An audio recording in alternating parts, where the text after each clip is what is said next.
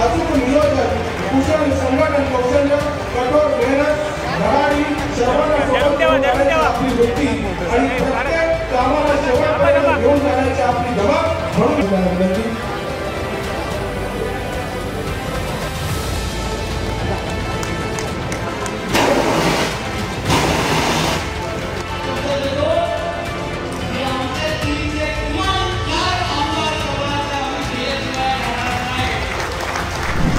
पाठवलंच पाहिजे.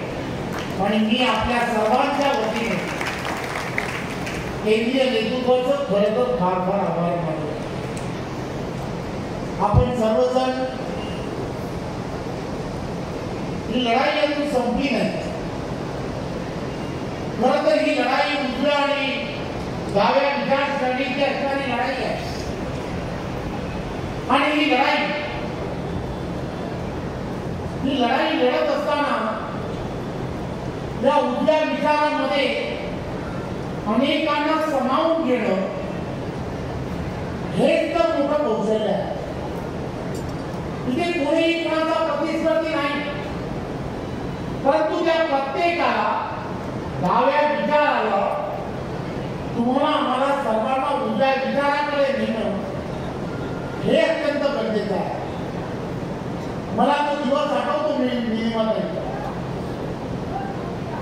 की धैर्यशीलच्या अगोदर सर्वात पहिल्यांदा जर कोणी निर्णय घेतला असेल तर तुमचा भाऊ, आज मला त्याची आठवण येते.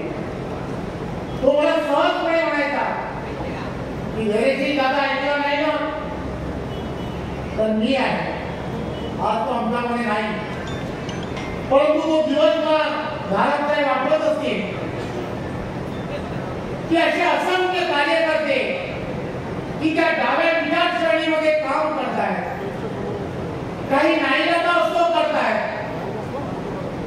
त्या सर्वांना असं वाटतंय की होय, हे देशाचे पंतप्रधान नरेंद्र मोदीजी यांच्या नेतृत्वामध्ये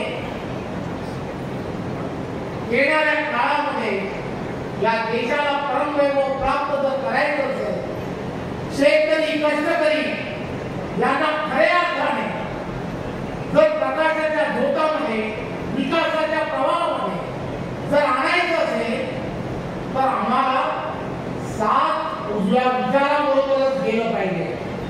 धैर्यशीलजी, तुमच्या बरोबर असणाऱ्या असंख्य कार्यकर्त्यांचं मी मनापासून धन्यवाद देतो की त्यांनी तुमच्यावरती विश्वास, या विचारसरणीवरती विश्वास ठेवला. माझी विनंती आहे की येणारा काळ हा फार कठीण काळ आहे.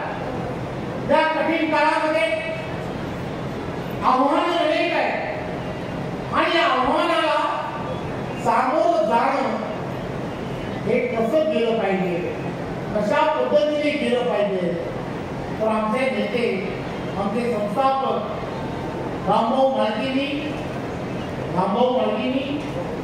कार्यकर्त्याने कसं वागावं, कार्यकर्त्याने त्याचं जीवन कसं व्यतीत करावं, या 3 वाक्यामध्ये सांगितलं.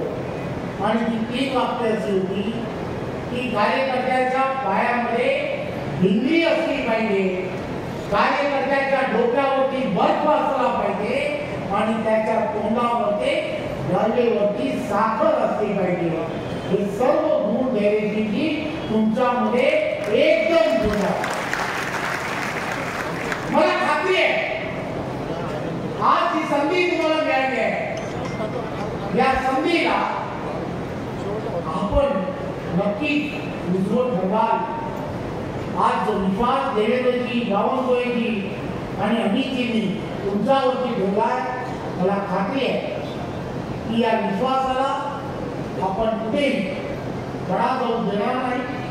आणि आज आपण जे सामान्य जनतेला जे जे सांगितलं किंवा जे संबोधलंय त्याच्या प्रत्यक्ष कृतीला वेळ न दवडता आपण सर्वांनी मिळून कामाला सुरुवात करूया, एवढंच या प्रसंगी सांगतो.